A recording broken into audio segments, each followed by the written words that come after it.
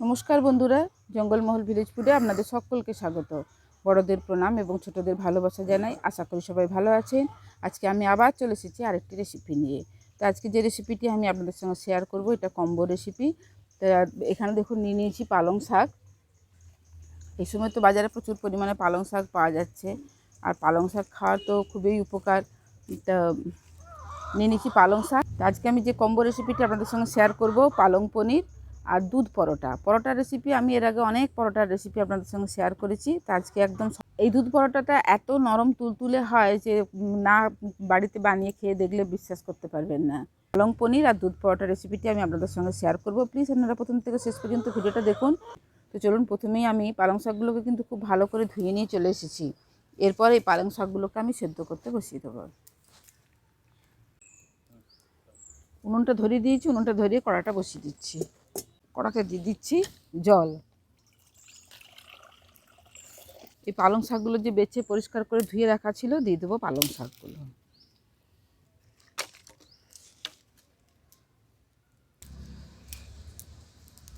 দেখুন পালং শাকগুলো সেদ্ধ হতে থাক, আর এই রেসিপিটির জন্য আমি একটা মশলা বেটে নেব।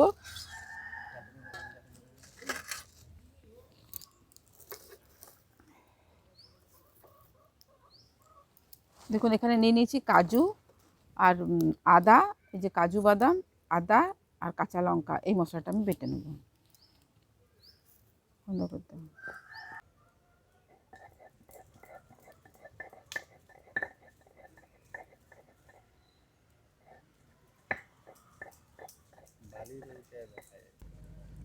এটা খুব বেশি সেদ্ধ করার দরকার নেই, আমি হালকা করে এরকম সেদ্ধ করে নিয়েছি। এরপর এটাকে আমি নামিয়ে নিচ্ছি, নামিয়ে ঠান্ডা করে নিতে হবে।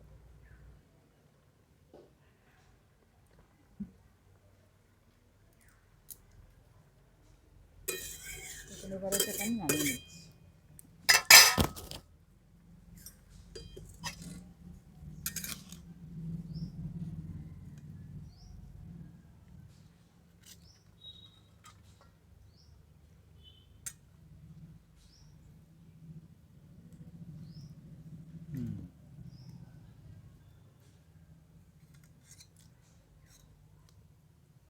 দেখুন সঙ্গে সঙ্গেই কিন্তু দিয়ে দিতে হবে ঠান্ডা জল, তাহলে কি হবে, এই যে পালংয়ের যে সবুজ রঙটা, সেই সবুজ রঙটা ঠিক সবুজেই থাকবে। দেখুন ঠান্ডা হতে থাক, ততক্ষণ আমি ময়দার ডোটা মেখে নিচ্ছি। দেখুন এখানে নিয়ে নিচ্ছি আমি 1.5 কাপের মতো ময়দা। এই ময়দার মধ্যে দিয়ে দিচ্ছি নুন, দিয়ে দিচ্ছি 1 চামচ চিনি,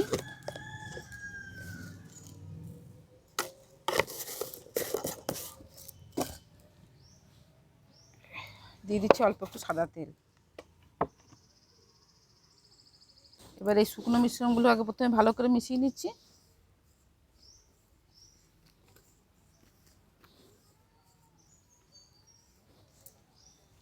এরপর অল্প অল্প জল দিয়ে আমি ডোটা মেখে নিচ্ছি।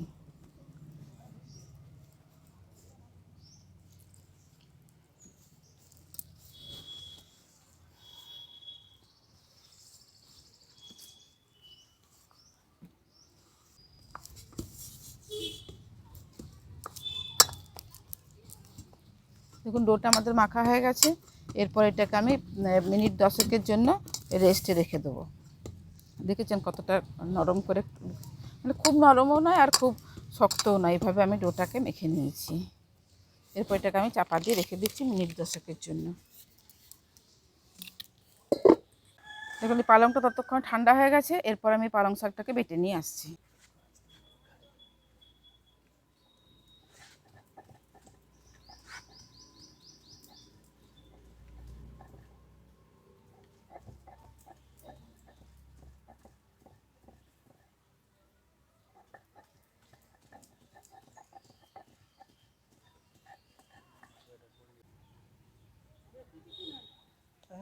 ফেলিয়ে দিও না ওটা।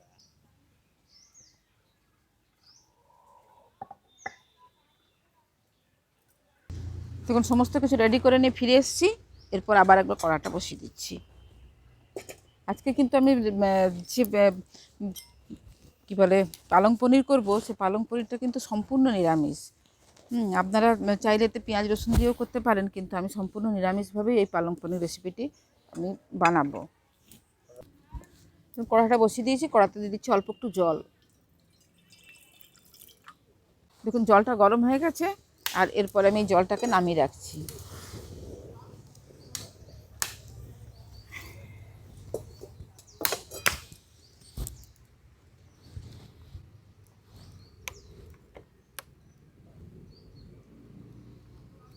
দিয়ে দিচ্ছি সাদা তেল।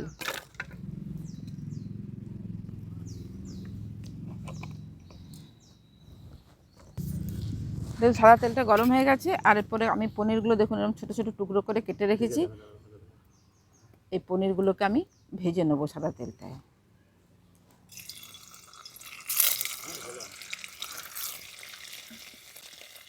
খুব বেশি লাল করে ভাজবো না, হালকা একটু নাড়াচাড়া করে নিয়ে তুলে দেবো।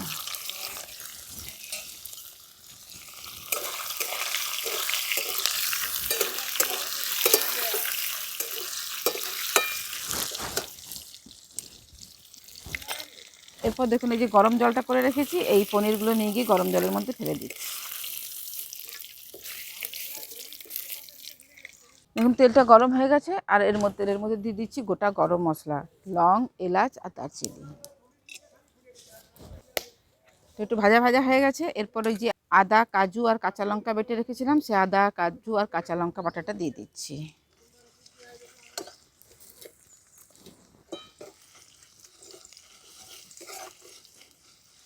এটা একটু ভাজা ভাজা করে নিয়েছি, করে নেওয়ার পরে দিয়ে দিচ্ছি, দেখুন এখানে আমি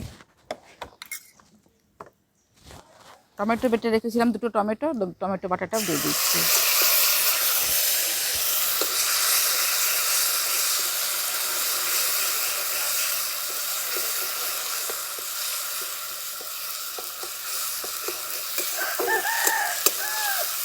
এই টমেটো, আদা, কাঁচা গন্ধটা যায় ততক্ষণ আমি একটা মশলার পেস্ট বানিয়ে নেবো। তো এখানে দেখুন নিয়ে নিয়েছি বাড়িতে পাটা টক দই। এই টক দইটা আমি 4 চামচ টক দই নিয়ে নিচ্ছি।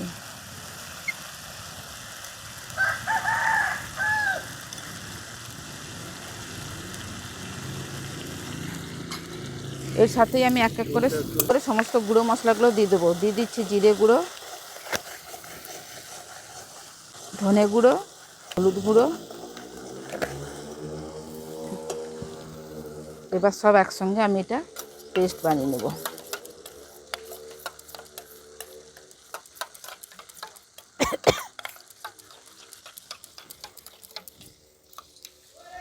দেখুন টমেটো আর আদাটা ভাজা হওয়ার সঙ্গে সঙ্গে কীরকম তেল ছাড়তে শুরু করেছে। এরপর আমি এই যে দইয়ের পেস্টটা বানিয়ে রেখেছি, এবার দিয়ে দেবো এই দইয়ের পেস্টটা।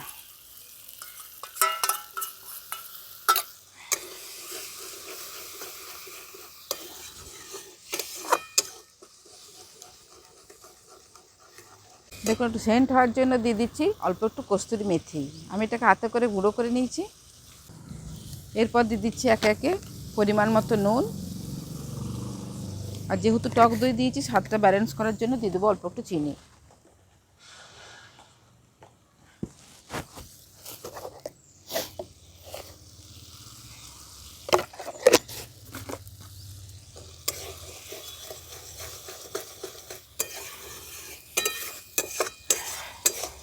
কেমন লাগছে? বসে বসে হতে হবে।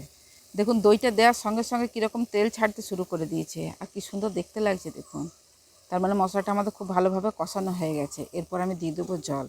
জল আমি নর্মাল জল দেবো না, দেখুন এখানে যে পনিরগুলো ভিজিয়ে রেখেছি সেই ভিজানো জলটাই আমি দিয়ে দিচ্ছি।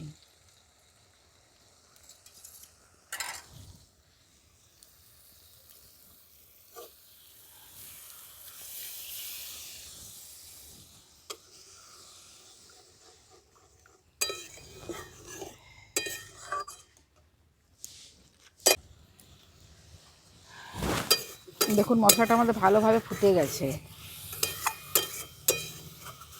এর মধ্যে দিয়ে দেবো এবারে আমি পালং বাটা। দেখুন অনেকটা পালং বাটা হয়ে গেছে, এতটা পালং লাগবে না, হাফ পালং দিয়ে দেবো আমি। পালংটা অনেকটাই হয়ে গেছে।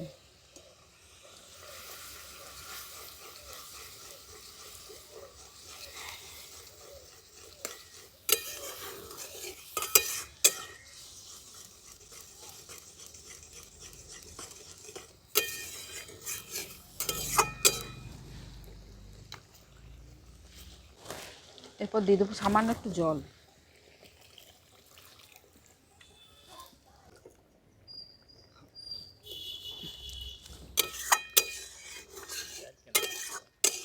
দেখুন গ্রেভিটা আমাদের খুব ভালোভাবে ফুটে গেছে। আর এরপরে এই যে পনিরগুলো আমি ভেজে রেখেছিলাম, পনিরগুলো দিয়ে দিচ্ছি।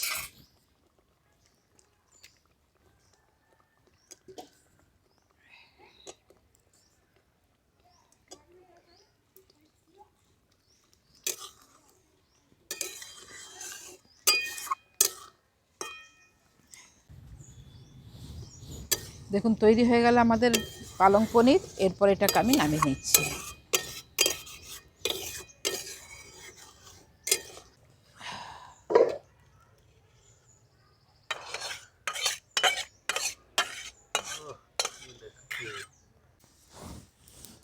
পালং পনির আমাদের তৈরি হয়ে গেছে। এরপর আমি পরোটাগুলোকে বেলে নেব।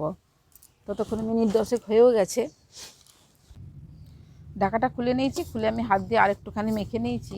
এরপর এখান থেকে আমি লেচি আকারে কেটে নেবো। যে যেরকম মাপের কাটতে চান, বড় ছোট যে যেরকমভাবে করতে চান সেইভাবে করে নেবেন। আমি এখান থেকে 4টে লেচি কেটে নিচ্ছি। দেখুন আমি এটা ময়দা দিয়ে বেলে নিচ্ছি। যার যেরকম সুবিধা হয়, অনেকে আটা দিয়েও বেলতে পারেন। আমার ময়দা দিয়ে বেলতে সুবিধা হয়, ময়দা দিয়ে বেলে নিচ্ছি। ময়দাটা পুরো লেচিটা বেলে নিয়েছি। এরপর ওপর থেকে দিয়ে দিচ্ছি একটু সাদা তেল।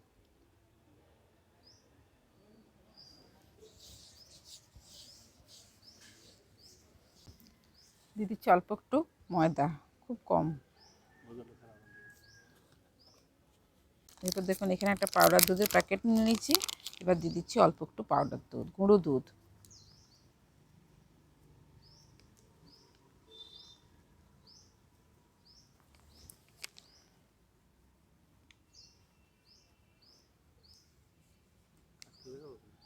এরপর দেখুন এটা তো পাউডার দুধ দিয়ে দিয়েছি। এরপর আমি এই পাশ থেকে একবার মুড়ে নেব, আর এই পাশ থেকে একবার মুড়ে নেব।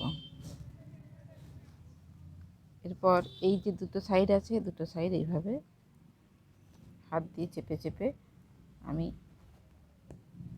দিয়ে দিচ্ছি। দেখুন পাউডার তৈরি হয়ে গেল। এরপর এটাকে আমি বেলে নেব।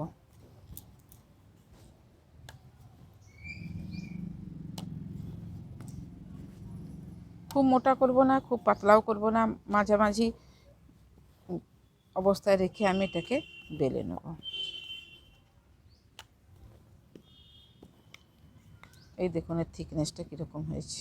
এইভাবে আমি বেলে নিচ্ছি পরোটাগুলোকে।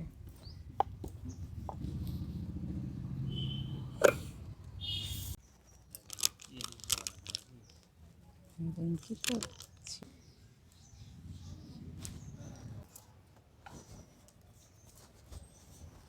থালার উপর চাকি ইয়ারে রাখবে না, বেলুনিটাকে।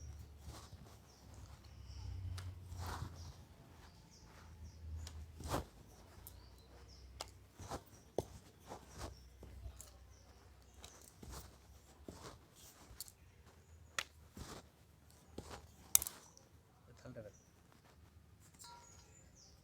ভাই যে বেলছি।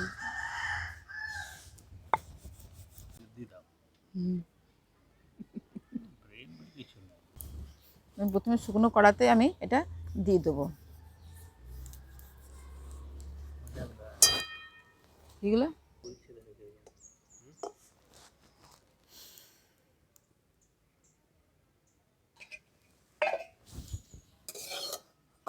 দেখুন প্রথমে দুটো পিঠ ভালো করে সেঁকে নিয়েছি। এরপর আমি তেল দেবো।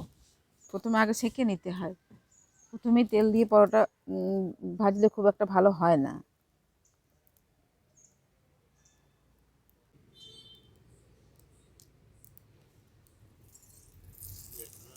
এরপরে ফোলাটা দেখো কাকে বলে। এই দেখো, দেখেছে দেখেছে দেখেছে কীরকম ফুলছে। হ্যাঁ,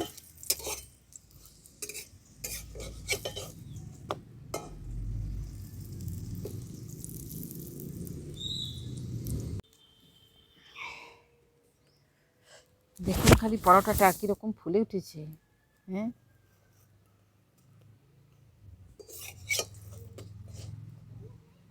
আর একদম দুধ সাদা পরোটা। দেখুন দুদিকটাই ভালো করে আমার ভাজা ভাজা করা হয়ে গেছে। এরপর এটাকে আমি নামিয়ে নিচ্ছি। কী সুন্দর দেখতে লাগছে। দেখুন এটারও দুপাশটা ভালো করে ভেজে নিয়েছি। তারপরে তেল দিয়ে দিচ্ছি। দেখুন এইভাবে আমি সমস্ত পরোটাগুলোকে ভেজে নিচ্ছি। উরি বাবারি বাবারি বাবারি বাবারি বাবারি বাবারি বাবারি বাবারি, সেই বটেটা লুচি পরোটা। কি দারুণ ফুলেছে প্রত্যেকটা পরোটা, দেখছেন কি অবস্থা হচ্ছে পরোটাগুলোর। এত সুন্দর ফুলছে না,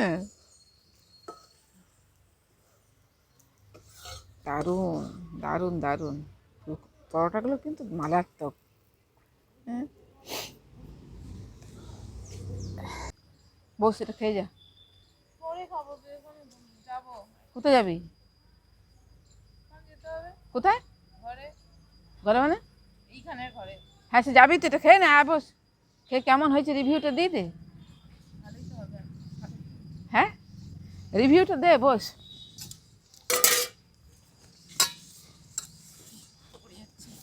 পড়ে কেন যাবি?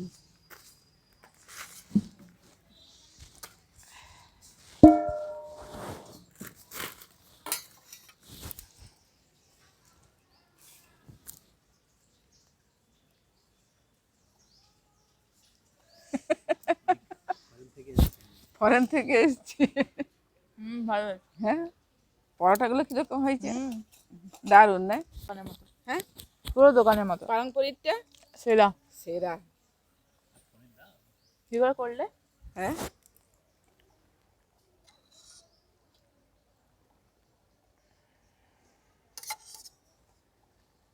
বাস বাস।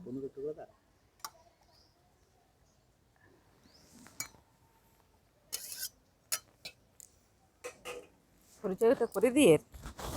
হ্যাঁ, এই যে আমার বোনঝি চলে এসেছে আজকে আমাদের বাড়িতে, তো ওকেই পেয়ে গেছি, তাহলে ওকে দিয়ে আমি টেস্ট করিয়ে রিভিউ দেওয়াচ্ছি যে কীরকম হয়েছে খেতে। প্রত্যেক দিন তো কাউকে পাই না খাওয়ানোর মতো, যে কে বলবে। তা একে আজকে পেয়েছি, একে আজ খাইয়ে ভালো হয়েছে। হ্যাঁ, খেতে খুব ভালো। তো আপনারা বাড়িতে ঠিক এইভাবে আমি যেভাবে করলাম এইভাবে বাড়িতে বানিয়ে দেখবেন। যদি ভালো লাগে তাহলে অবশ্যই আমার এই জঙ্গলমহল ভিলেজ ফুড চ্যানেলটিকে লাইক কমেন্ট শেয়ার করবেন এবং প্লিজ সাবস্ক্রাইব করে দেবেন। পাশে থাকা বেল আইকনটি প্রেস করবেন সবার আগে নোটিফিকেশান পাওয়ার জন্য। প্রত্যেকেই ভালো থাকবেন, সুস্থ থাকবেন, সাবধানে থাকবেন। আজকের ভিডিওটা আমি এখানেই শেষ করছি। আবার আপনাদের সঙ্গে দেখা হবে পরবর্তী আরেকটি ভিডিওতে।